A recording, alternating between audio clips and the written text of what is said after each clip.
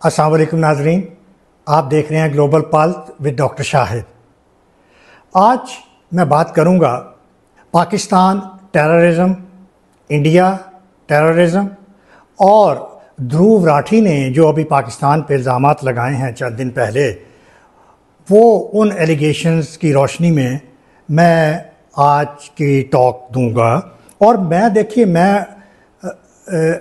राठी ने एलिगेशन लगाई हैं पाकिस्तान पे बड़ी ज़्यादती की है, तो मैं एलिगेशन नहीं लगाऊंगा और ना मैं उन एलिगेशन का जवाब देने आया हूँ। मैं फैक्ट्स बताने आया हूँ और फैक्ट्स को आप एनालाइज कीजिएगा। फैक्ट्स पे हम डिस्कशन करेंगे और तरीका भी यही होता है। राठी ने वन पर्सपेक्टिव दे दिया, इतना एक्सपीरियंस्ड वो लड़का है, और एक साइड पे ऑल टुगेदर वन साइडेड होकर अपनी ओपिनियन देना, तो ये तो बायसिस होता है ना, ये तो न्यूट्रल एनालिसिस नहीं होता।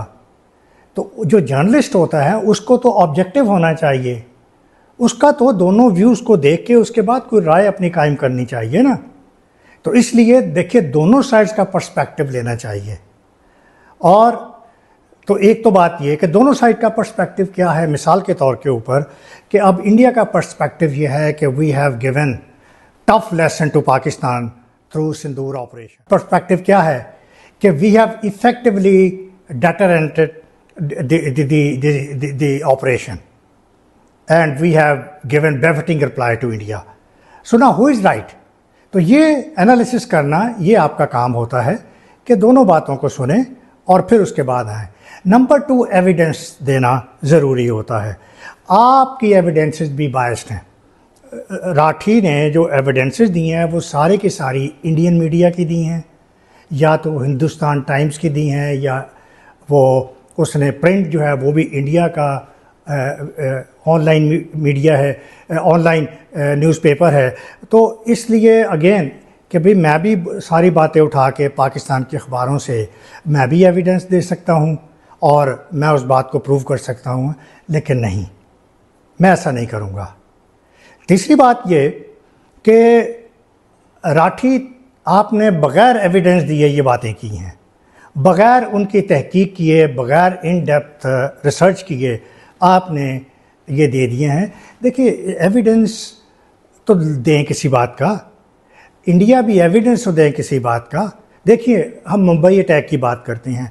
मुंबई अटैक में इंडिया ने, देखिए, किसी हद तक कोई एविडेंस दिया था कि किसी तरह से उन्होंने नेगोशिएशन जो थी ना, जो टेलीफोनिक टॉक्स थी, वो उन्होंने रिकॉर्ड कर ली थी। फिर उन्होंने अजमल कसाब को पकड़ लिया था। दे हैड समथिंग, लेकिन इसके बावजूद जो एविडेंसेस थे वो बहुत स्ट्रॉन्ग नहीं थे।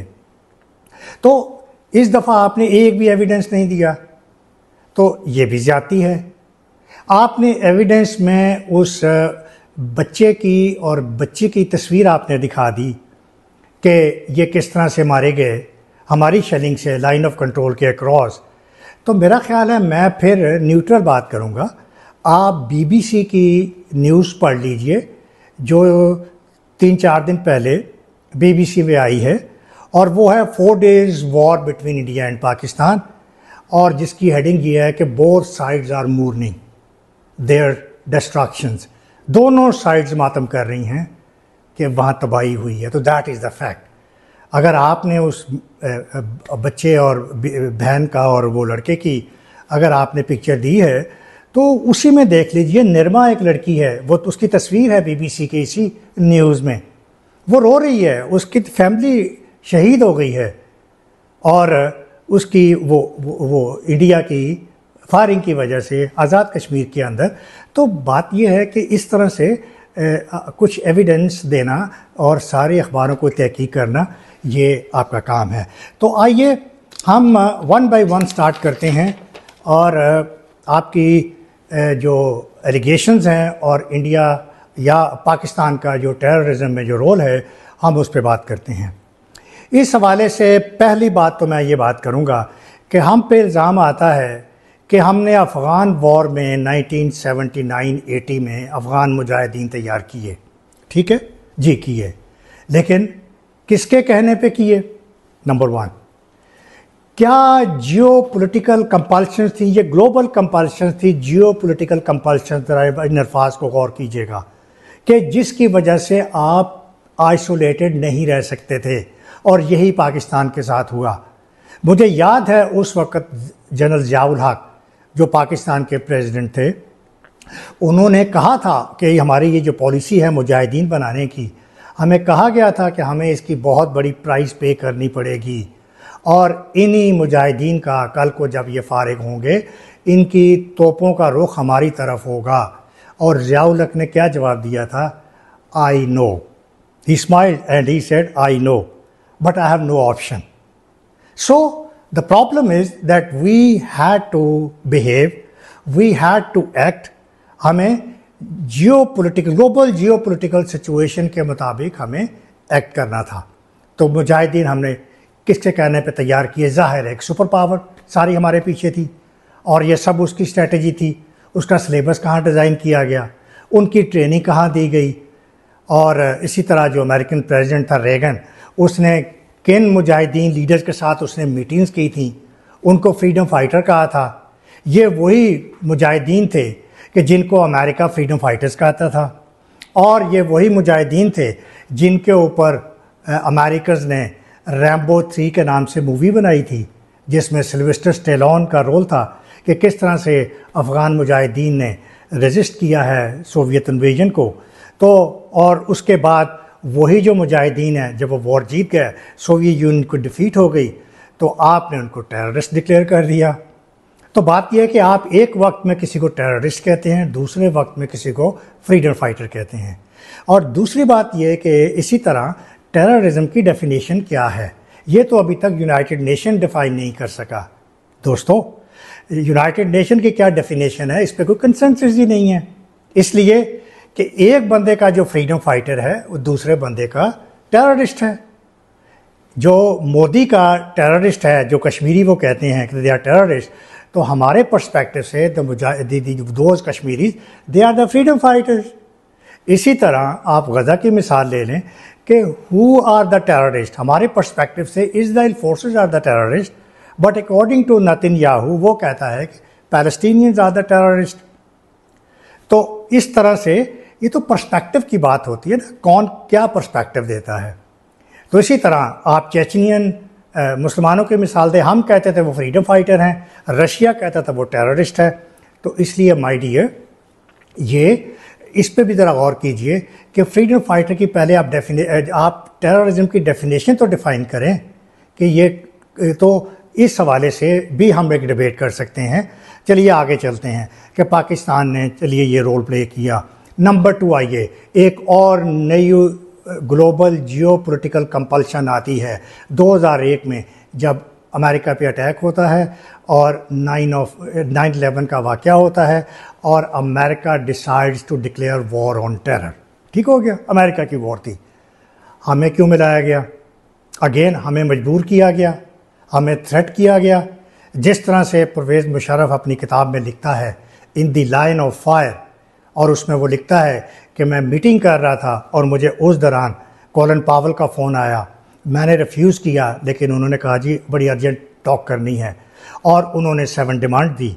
उसके बाद किस तरह से assistant secretary of state Richard Armitage की स्टेटमेंट आई कि अगर आप हमारे साथ ताउन नहीं करेंगे तो हम आपको बम्बार्टमेंट करके ओल्ड एज में भेज देंगे।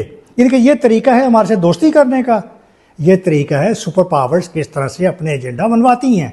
और मत भूलिए, वॉर ऑन टेरर में पाकिस्तान से पहले अमेरिका ने अपने अड्डे, इंडिया ने अपने अड्डे ऑफर कर दिए थे अमेरिका के लिए। ये भी आपको मैं याद कराता हूँ, तो मैं फैक्ट्स बता रहा हूँ, ज़रा इनकी रोशनी में बात कीजिएगा। तो चलिए आगे बढ़ते हैं। 2004 में क्या होता है, परवेज़ मुशर्रफ को कि जॉर्ज बुश जो है वो उसकी तारीफ़ करते हैं, उसको एडमायर करते हैं, उसकी सर्विसेज को एडमायर करते हुए वो उसको कैंप डेविड में इन्विटेशन देते हैं मीटिंग करने के लिए। और कैंप डेविड में उससे पहले कभी किसी पाकिस्तानी प्रेसिडेंट को नहीं बुलाया गया था। तो ये कैंप डेविड एक ख़ास जगह है, एक बड़ी ऑनरेबल प्लेस है कि जहाँ पे अमेरिकन प्रेसिडेंट अपने डिग्निटरीज़ को मिलता है। और वो 2004 में परवेज़ मुशर्रफ ने वहाँ पे कैंप डेविड में गया, और वहाँ पे जॉर्ज बुश ने क्या कहा? जॉर्ज बुश ने कहा कि Pervez Musharraf is my personal friend. उसने कहा कि पाकिस्तान की सर्विसेज उन्होंने एडमायर की, कंट्रीब्यूट की। वॉर ऑन टेरर में। तो दैट इसको ज़रा हमारे रोल को ये मत भूलिए कि ये इंटरनेशनल रिकग्निशन है हमारे रोल की। दूसरी हमारे इंटरनेशनल रोल की क्या रिकग्निशन है, देखिए यही परवेज़ मुशर्रफ था ना जिन्होंने टेररिज्म में अमेरिका का साथ दिया और फिर इसी पे अटैक हुआ, इसी को मारने की कोशिश की गई, मुशर्रफ बच गए। तो मैं कहना चाहता हूँ कि हम भी प्राइस पे कर रहे हैं, हमारे भी प्रेसिडेंट पे अटैक हुआ, पाकिस्तान भी विक्टिम है टेररिज्म का। तो इसलिए ये मत एक साइड पे मत सोचिए कि पाकिस्तान टेररिज्म कर रहा है। Pakistan is itself victim of terrorism. Pakistan ने जो ग्लोबल कंपल्शन में जो रोल प्ले किया अनफॉर्चुनेटली राइट, वो अब हमारे ये हमें उसका खमियाजा भुगतना पड़ रहा है। इसके ज़िम्मेदार कौन है, ये इस पर ज़रा गौर कीजिएगा। तीसरी बात ये हमारी कंट्रीब्यूशन ये है कि दुनिया में किसी नेशन ने इतनी बड़ी सेक्रीफाइस दी है वॉर ऑन टेरर में। क्या किसी नेशन ने इतने साल वॉर लड़ी? क्या किसी नेशन ने 70,000 जानें कुर्बान की हैं इस वॉर ऑन टेरर में? क्या किसी नेशन के 5,000 आर्मी ऑफिसर जहां ने जामे शहादत नोश किया है? क्या आपने हमारे इकनॉमिक लॉसेस को कवर किया है? बिल्कुल नहीं। अमेरिका ने हमें सिर्फ $33 बिलियन दिए ये वॉर ऑन टेरर के दौरान। जनाब इकनॉमिक सर्वे ऑफ पाकिस्तान पढ़िए, उसमें हमारी इकनॉमिक लॉसेज जो हैं वो बताती हैं कि हमें $140 बिलियन का नुकसान हुआ। और आखिरी बात यह कि हम आपसे कहते हैं एविडेंस दिया करें, हम आपसे कहते हैं जॉइंट मैकेनिज्म बनाएं टेररिज्म के अगेंस्ट। तो हमने, आपको याद होगा 2004 और 2008 का बड़ा एक हनीमून पीरियड था पाकिस्तान अमेरिका की जर्नी में, और हमारे कंपोजिट डायलॉग चल रहे थे, हमारे रिलेशंस बेहतर हो रहे थे। तो उस ज़माने में 2006 में हमने joint anti terrorism mechanism JETM, I repeat joint anti terrorism mechanism establish किया था कि हम दोनों मिलकर इसके ख़िलाफ़ काम करेंगे। तो जनाब वो क्यों नहीं चला? आपकी वजह से। आपने हम पे ट्रस्ट नहीं किया, आपने हम पे फेथ नहीं किया, और आपकी नॉन कोऑपरेशन की वजह से वो हमारा ये जो मैकेनिज़्म था वो फ्लॉप हो गया। तो ये तो मैं यहाँ पे एक बात को कंप्लीट कर रहा हूँ कि मैंने इंट्रोडक्शन दिया है, और नंबर 2 मैंने इसका जवाब क्या दिया है राठी का कि हमारी contribution in war on terror, इसको भी दुनिया इग्नोर ना करे और आप भी इसको इग्नोर ना करें, इंडिया भी इसको इग्नोर ना करें। अब मेरी नेक्स्ट जो पॉडकास्ट है, जो इसकी कंटिन्यूएशन है, इसकी सीरीज़ नंबर 2, उसमें मैं अगली बात करूँगा, और उसमें मैं आऊँगा बलूचिस्तान के ऊपर। उसके बाद फिर मैं नेक्स्ट एरिया में आपको इंडिया की बात करूँगा, वो एरिया नंबर 4 होगा। फिर 5वां फिर डिस्कशन करेंगे, हम डिस्कशन करेंगे कि आइए ज़रा टेररिज्म को ज़रा इसको डिफरेंट एंगल से देखते हैं, और आखिर में सोल्यूशन पे बात करेंगे।